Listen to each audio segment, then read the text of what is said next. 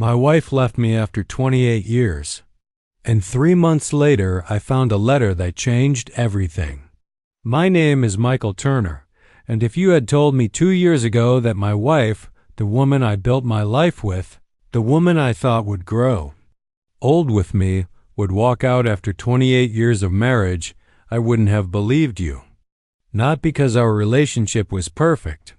It wasn't. No marriage is. But because I thought loyalty meant something. I thought history meant something. I thought decades meant something. Turns out they don't. Not to everyone. And not all. The time.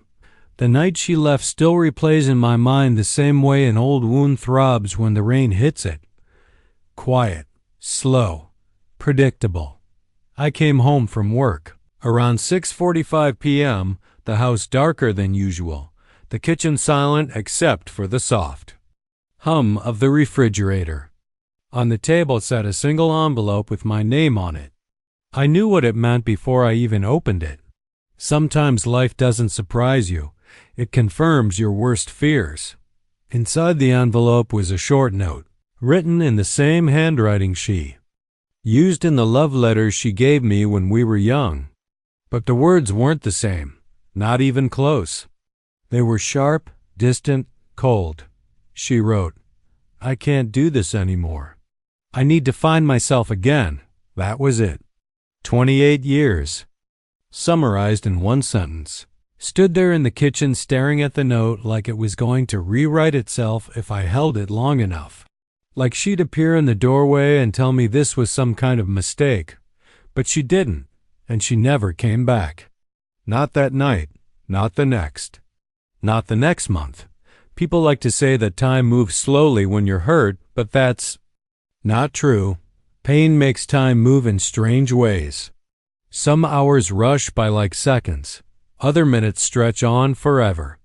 And the nights swallow you whole. For the first few weeks, I didn't tell anyone. Not my daughter, not my sister, not even my closest friend. I kept it to myself because admitting it out loud made it real. And I wasn't ready for real. I wasn't ready to explain why she left. I wasn't ready to tell people I didn't see it coming. I wasn't ready to say, I failed. Because somewhere deep down, I knew I had. Marriage doesn't fall apart all at once. It unravels slowly, thread by thread, until one day you wake up and realize you're sleeping next to a stranger. I had been emotionally absent for years without realizing it, working long hours, nodding through conversations, coming home exhausted and drained, and she grew lonely in a house full of silence, but I didn't know how lonely until the letter. The weeks after she left were a blur. I went to work, came home, sat in the dark, and replayed every argument we had ever had. Every missed anniversary. Every time I said, I'm tired, instead of, I'm listening. Every time she reached for me and I didn't reach back. Regret is a quiet poison. It kills slowly, one memory at a time. 3 months passed, and then everything changed. It was a Tuesday morning in early October when I was cleaning out the closet in our bedroom, a closet I hadn't touched since she left. I found old photos, birthday cards, little souvenirs from vacations we took years ago. Things that once meant something but now felt like artifacts from another life. At the back of the closet, hidden under a stack of sweaters, was a small wooden box I didn't recognize. Inside the box were letters, dozens of them, all addressed to me, all written by her. The first one was dated 7 years earlier. My hands shook as I opened the first letter. Her handwriting was softer back then, the ink steady and confident. She wrote about how she missed the man I used to be. She wrote about feeling invisible. She wrote about wanting us to try harder, to talk more, to fight for each other again. She ended the letter with, I still love you. I just want you to love me back. I felt my breath catch in my throat. The second letter, the third. All of them were pieces of her heartbreak I never saw. Words she never had the courage to speak out loud. Letters she wrote after nights. When I came home late, Letters she wrote after we argued. Letters she wrote on anniversaries I forgot.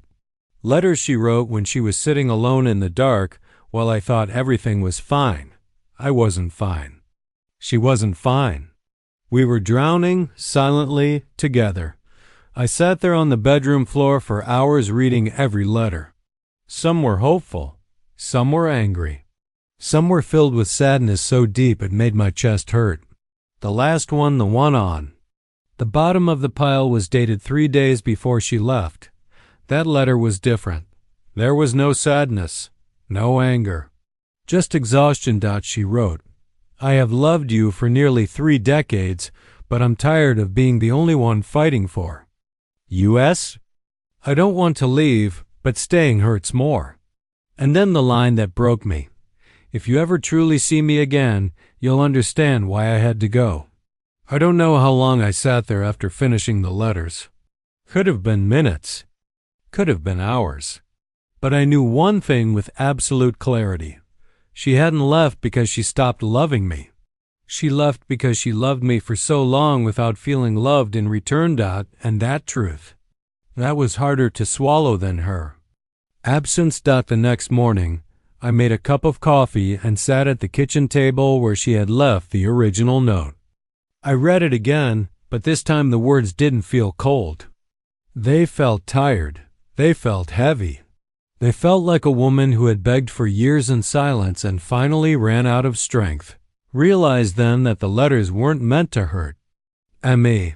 They were meant to show me the truth I had ignored, but the story wasn't over. Not even close, because 3 days after I found the letters, I got a phone call that changed everything.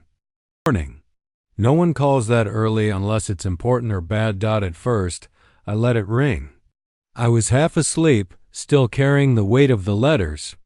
I'd spent nights rereading, but something in my chest told me to answer it. Something quiet, something instinctive. I grabbed the phone, glanced at the caller ID, and froze. It was her sister, Lavra. We hadn't spoken since the day my wife left, which made the early morning call even stranger. I hesitated for a second, then answered. "Hello?" Her voice on the other end was tense, shaky, like someone trying not to break. "Michael, you need to come. It's about her." Everything inside me tightened at once. What happened? Is she okay? There was a pause. A long one. Then she said the last thing I expected. "She's in the hospital." The world seemed to tilt beneath me. Before she could explain further, I was already grabbing my keys, throwing on a jacket, and heading out the door. I didn't know which hospital. I didn't know why she was there. I didn't know how bad it was, but none of that mattered. All I could think was, please don't let this be my fault again. I called her sister back in the car, and she gave me the address, St. Mary's Medical Center, 40 minutes away. I drove like every second counted, because it did. As the highway rushed beneath me, memories flooded my mind. Her laugh, her smile, our wedding day, our daughter being born, the nights we stayed up talking until sunrise, and the nights we didn't speak at all. 20-8 years of moments good and bad colliding all at once. When I reached the hospital, I nearly sprinted through the sliding doors. At the front desk, a nurse guided me to the 3rd floor. The walk down that hallway felt like a lifetime.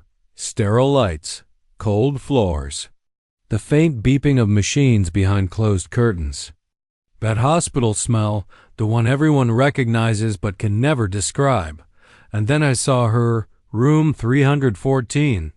The door was slightly open, and through the gap I saw my wife lying in a hospital bed, pale, still, a heart monitor moving in slow, steady beats beside her, and 4 line running into her arm. My breath left my body.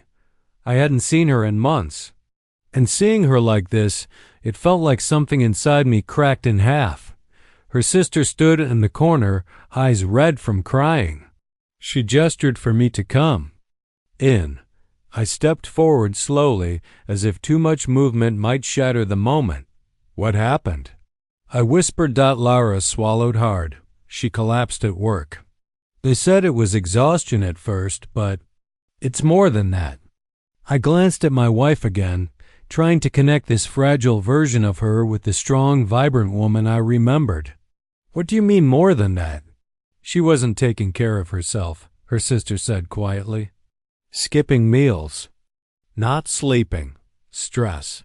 The doctor said her body just gave out. The guilt hit me like a punch. Stress, not sleeping. Not eating. I knew those signs. She wrote about them in the letters. She lived with them in our home. She carried them alone. While I walked through life blind, I walked to her bedside and gently touched her hand. It was cold, too cold. And yet, even in her unconscious state, she didn't pull away. I whispered, "I'm here." My voice cracked. I wanted to say more. I wanted to apologize. I wanted to rewind time and fix everything I ruined. But how do you apologize to someone who isn't awake to hear it? After a long moment, her sister touched my arm. "The doctor wants to speak with us." We stepped into the hallway. The doctor, a middle-aged man with tired eyes, looked at us with a softness I wasn't prepared for. "She's stable for now," he said, "but she's been under severe emotional stress for a long time. Stress like that, it doesn't just happen overnight." I looked away, ashamed. I knew exactly where that stress came from. I knew exactly who caused it. When will she wake up? I asked. "It could be hours," he said. "Could be days. What she needs most is rest. And," he paused, studying me, "support." That word felt like fire in my chest. Support. The one thing she begged me for in the letters. The one thing I never gave her. When the doctor walked away, I returned to her room. I took a chair beside her bed and sat down slowly, like entering a sacred space. Her breathing was soft, uneven. Her hair was messy, strands falling across her forehead the way it did when she slept on her side. For the first time in months, I really looked at her. And I realized something that shook me. She wasn't just exhausted. She was empty. She had been carrying our entire marriage alone for years. And her body finally collapsed under the weight of it. I sat with her for hours. I talked to her. I apologized.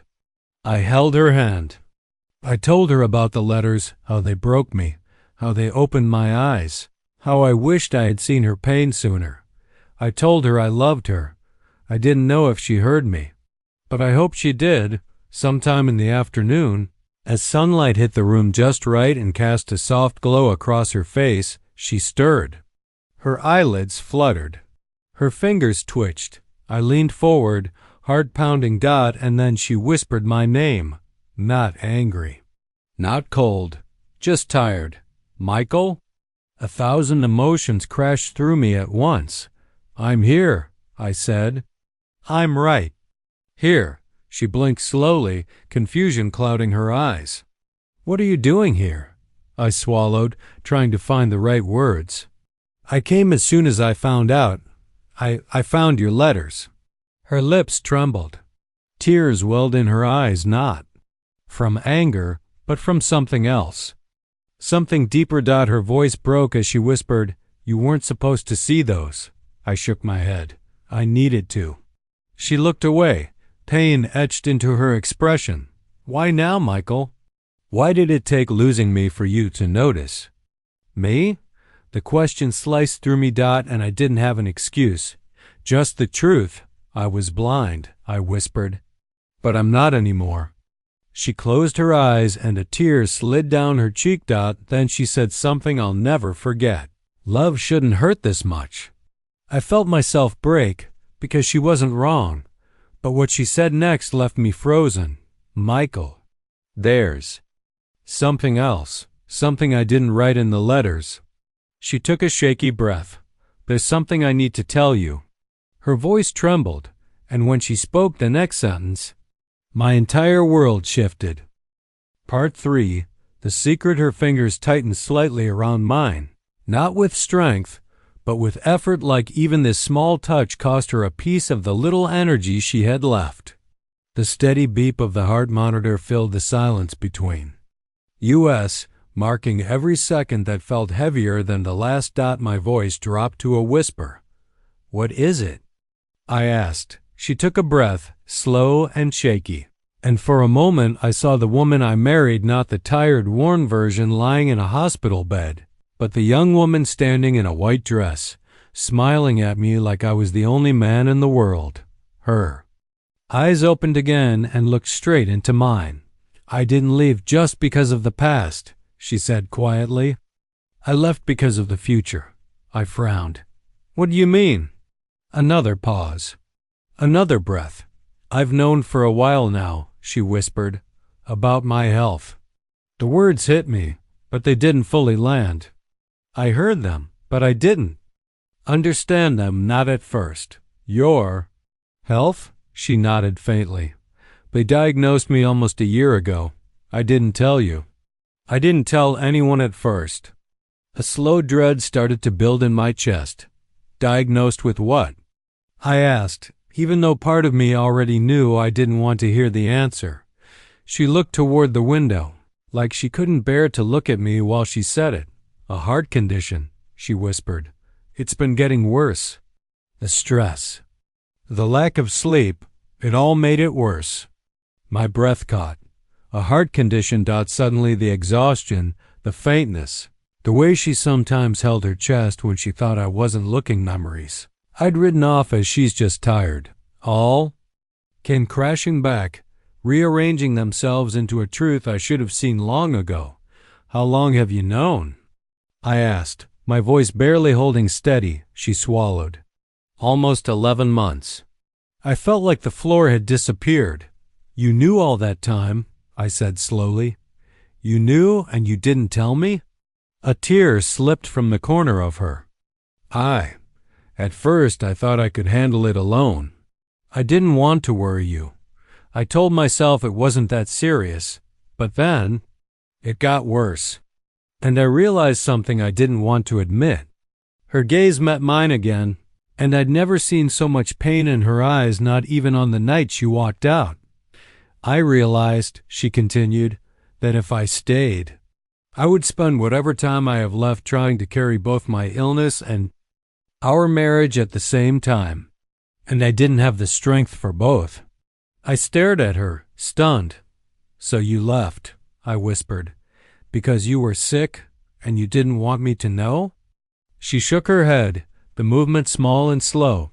"I left," she said, "because I had been screaming for help in 1,000 quiet ways for years, and you never heard me. I didn't trust that you'd suddenly hear me now just because I was dying."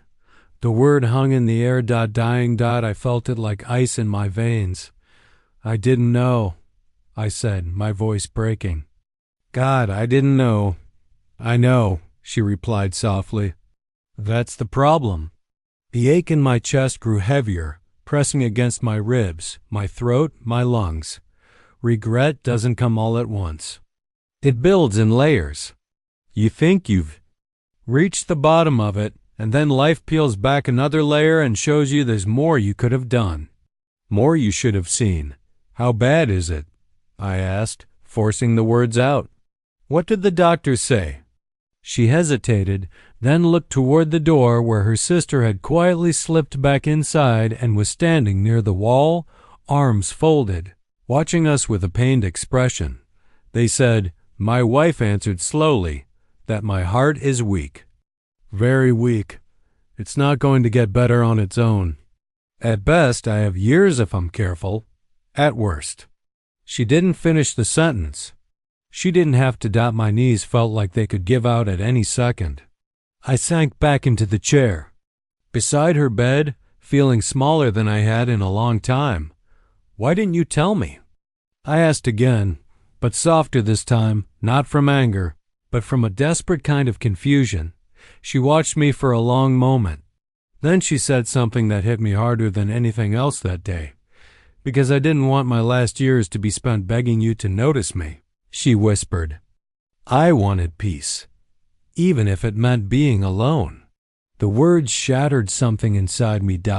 I thought of all the nights she went to bed early while I sat in another room staring at a screen. All the time she asked, "Can we talk?" And I said, "I'm tired, maybe tomorrow." All the time she needed a partner and got a roommate instead. You were always there, she continued quietly. Physically. Sitting in your chair, working, eating, sleeping, but you were never really with me. And the doctors told me stress would kill me faster, and I realized I was married to the thing that was breaking me. Tears blurred my vision. "Didn't want to be the reason you got worse," I said helplessly. She blinked slowly. "You already were. That's why I left." Silence settled over the room like a heavy blanket. The only sound was the monitor, steady and indifferent, after a while, she spoke again. "I wrote those letters because I hoped you would change," she said. "I hoped, somewhere deep down, you still remembered how to love me the way you did when we were young. The way you did before life got so loud.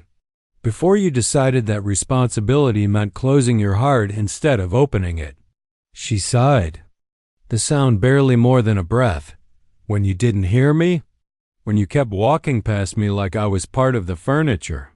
I realized I was disappearing in my own life. I wanted to argue. I wanted to defend myself. I wanted to say I was doing my best, but the truth was I wasn't. I was doing what was easy.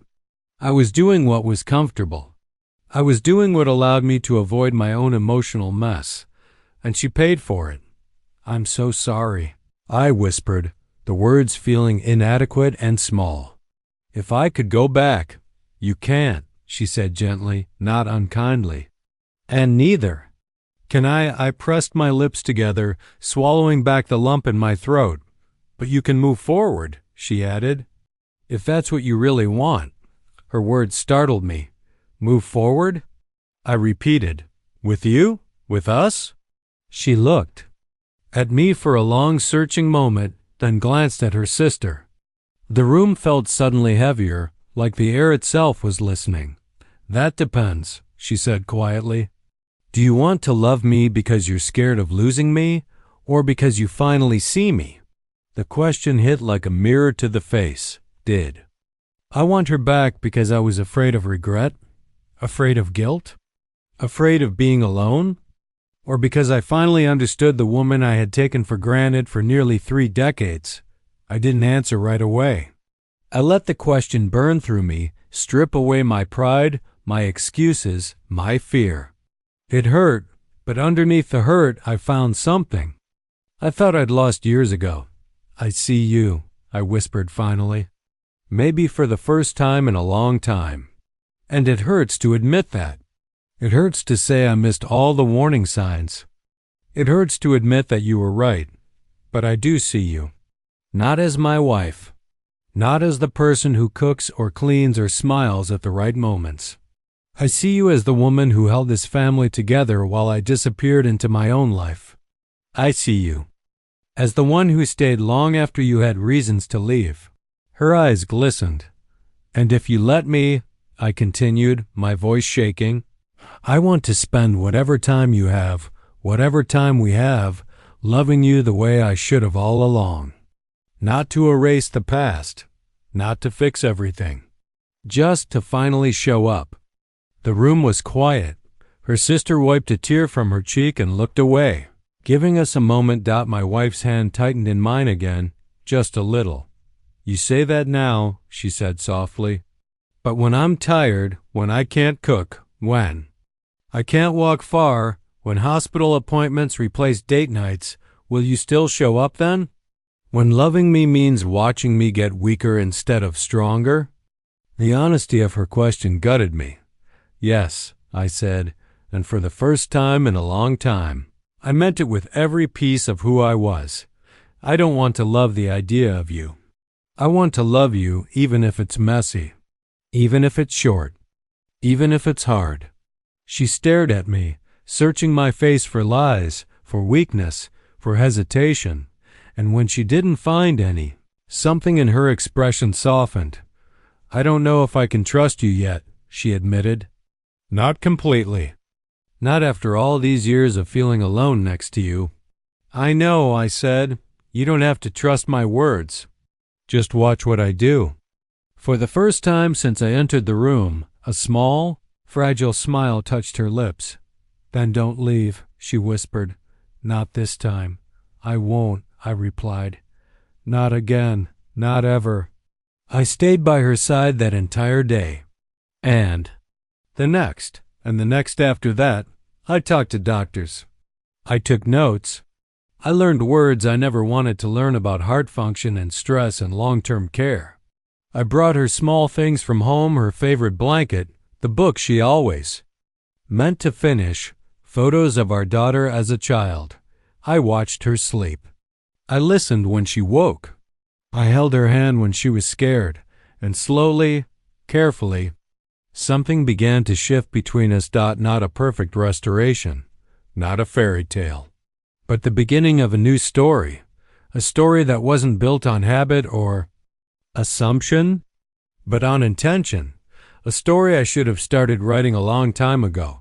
I just didn't realize how little time we might have left to tell it. Part 4, The Truth, the Revenge, and a second chance. For the next few weeks after her hospital scare, Michael showed up every single day. He brought her meals she used to love. He made sure she took her medication.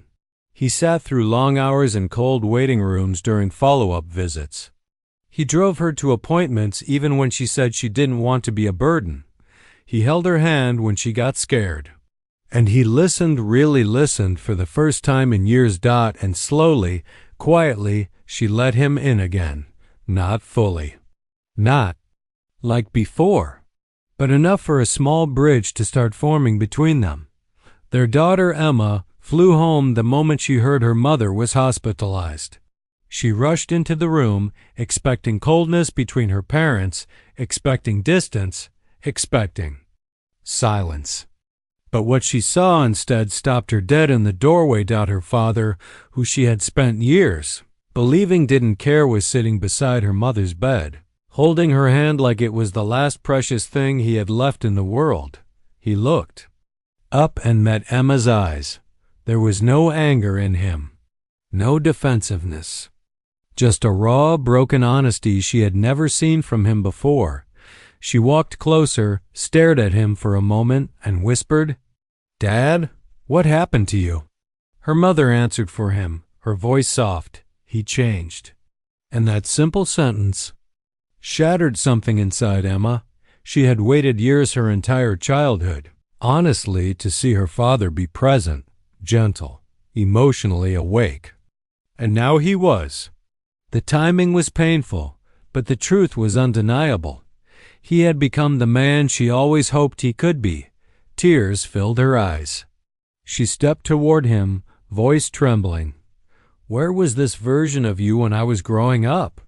she asked. The question sliced Michael open. He swallowed, nodded, and said the truest words of his life. "I didn't know how to be him back then, but I'm trying to be him now." For the first time in more than a decade, his daughter wrapped her arms around him. He held her tightly, his shoulders shaking as years of guilt and silence finally broke loose inside him. It was the beginning of a healing he never thought he'd get. But life has a way of shifting right when things feel stable, because as the weeks passed, something about his wife's behavior started to feel off. She was healing physically, yes. The color returned to her skin. She began walking around more. She even laughed occasionally when Michael tried to lighten her mood. But emotionally, something wasn't right. There were moments she seemed far away, even with him sitting 3 feet away. Times her eyes went dull, distant, like she was somewhere else thinking about something she didn't want to say. One afternoon, Michael went to her house. He still refused to call it their house to drop off groceries. He was putting a bag on the counter when her phone lit up. A man's name flashed across the screen, a name he didn't recognize. He froze. The phone buzzed again. Another message. And another. He didn't pick it up, but he didn't need to.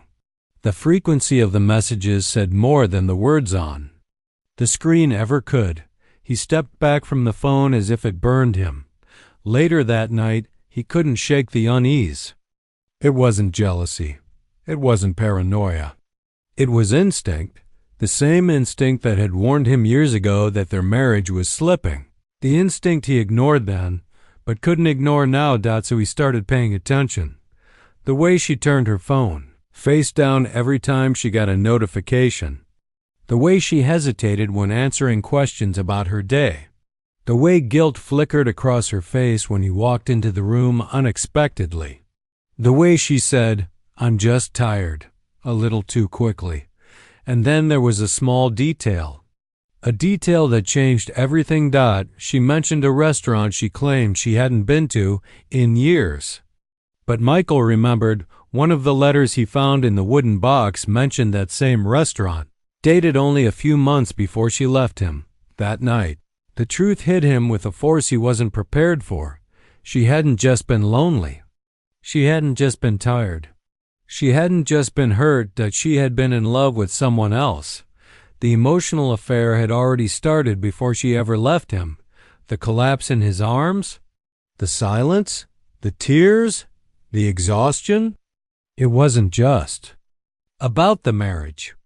It was about living two lives until both crushed her at once. Michael sat alone in his car, gripping the steering wheel so tightly his knuckles turned white. He felt betrayed. He felt foolish. He felt like he'd been carrying guilt that wasn't his alone. He went home that night and stared at the ceiling, the truth settling over him like a cold, heavy blanket. The next morning, he knew what he had to do: not scream, not argue, not accuse, but confront her with clarity. When he showed up at her door, she opened it with a tired smile, the kind of smile someone gives when they're pretending everything is okay. He stepped inside and sat down. She sensed something was wrong. Immediately. "What is it?" she asked, her voice wavering. He didn't answer at first. He simply looked at her, really looked at her, the way he hadn't in years. And then he said, "I know about him." The blood drained from her face. "Know about the messages," he continued. "The restaurant, the dates, the nights you said you were working late. I know everything." She didn't deny it. She didn't blame him. She didn't lie. She just broke. Her knees buckled, and she sank onto the couch, burying her face in her hands as sobs ripped out of her. She cried so hard her entire body shook. "I didn't mean for it to happen," she choked out. "I didn't want to hurt you." But she had. And he had carried that hurt alone, thinking he was the only one who'd ruined things. He sat down across from her, holding himself still, steady. "Why didn't you tell me the truth?" he asked. "Because you were already hurting," she whispered. "And I didn't want you to hate me." Michael exhaled slowly. "I don't hate you," he said softly, "but I can't live like this anymore. I can't be the only one trying to fix something you broke long before you left." She looked up, panic in her eyes. "Are you leaving again?" He shook his head. "No," he said. "This time, you're losing me." Her sobbing grew desperate. She reached for him, but he stood and stepped back. "Michael, please," she begged. "Please, I need you. Don't walk away." He stared at her with tears in his eyes. "I showed up for you," he said quietly. "I changed. I grew. I became who I was supposed to be. But not for you." Those words shattered her more than any anger could have. And then he said the line that older audiences feel deep in their bones. "I won't stay where I'm only loved when someone else fails you." She covered her face, crying uncontrollably. As he walked out the door slowly, with dignity, with peace. That was his revenge. Not yelling, not bitterness, not insults. Not insults. Just finally choosing himself. Real revenge isn't hurting them. Real revenge is healing yourself. The new beginning, and the new WMA in months. Past, therapy, long talks with Emma, fixing old wounds within himself, rebuilding his life with intention instead of habit. And then, unexpectedly, he met Anna. At a community charity dinner Emma dragged him to. She was a widowed guidance counselor with a soft voice and a kind smile, the kind of smile that made you feel understood without saying a word.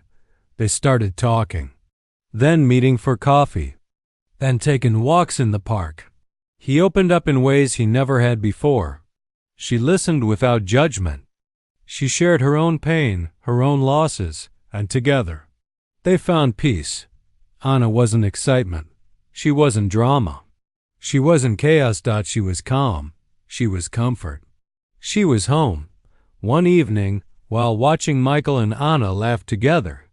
At a cookout, Emma touched his arm and said, "You know, I thought Mom was the only person who could love you. But now I see you just needed the right woman." He nearly cried from the truth of that sentence. The lesson that makes this go VRL in the final narration, the emotional punch, is this: sometimes the person you spend 28 years with is not your soulmate, they are your lesson. Sometimes pain wakes you up so the right person can walk in. And sometimes the real victory isn't getting someone back. It's finally becoming the version of yourself you always should have been.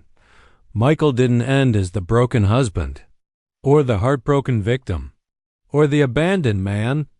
He ended as the healed man, the present father, the man who learned to love again, the man who walked away from what hurt him and straight into what healed him.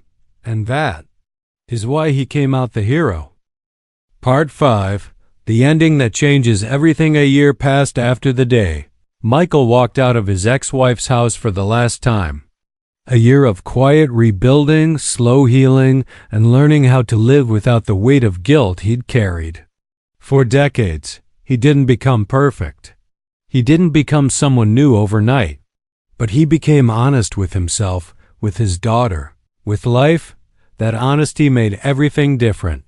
He finally learned how to cook more than scrambled eggs and microwave dinners. He took long morning walks to clear his mind. He read books he'd never touched before. He went to therapy every Tuesday at 6 p.m., something he'd once laughed at but now couldn't imagine living without. But the biggest change wasn't in his routine. It was in his heart. For the first time in almost 30 years, he wasn't carrying a marriage on his back. He wasn't drowning in regret. He wasn't chasing someone who didn't want him. He wasn't living inside a house full of silence and unspoken resentment. He was free, and freedom made space for something else. Peace. Something he never knew he needed until he finally had it. The ex-wife's downfall. Life's realistic. CONSEQUNCE. His ex-wife called him often, at first late at night, early in the morning, random afternoons. Sometimes the calls were calm, sometimes desperate, sometimes angry. But Michael didn't answer. He listened to the voicemails days later, never in the moment. One voicemail broke him a little. "I made a mistake. Please don't shut me out. I have no one else." Another voicemail stung. "I thought he would stay, but he left. I guess I wasn't enough for him either." And one voicemail came after what sounded like hours of crying. "Maybe I deserve this." Michael didn't reply. Not because he hated her. Not because he wanted revenge. But because he finally understood something older viewers know deeply. You can forgive someone completely and still never let them back into your life. Forgiveness doesn't mean reunion. Forgiveness doesn't mean trust. Forgiveness doesn't erase the past. Forgiveness simply means you refuse to carry the weight anymore. And Michael put that weight down. Slowly, his ex-wife stopped calling. Life's consequences settled over her in ways no yelling or revenge ever could, and she had to live with the truth she once hid. She lost a good man. And he didn't come running back this time. The daughter's growth, a bond rebuilt from SDRM, visited her father every weekend now. Sometimes they cleaned his garage together. Sometimes they talked for hours on the porch. Sometimes they cooked dinner while laughing at how bad both of them were at chopping onions. One night, after a long conversation about life, she told him, "You know, I spent years wishing you were someone else. Now I feel like I finally have the dad I needed all along." Her words made him cry. Not out of guilt, but gratitude. Over the course of that year, the father she resented became the man she admired. And she told him often, "You're the strongest man I know." That sentence landed deeper than anything, because for the first time in his life, he believed it too.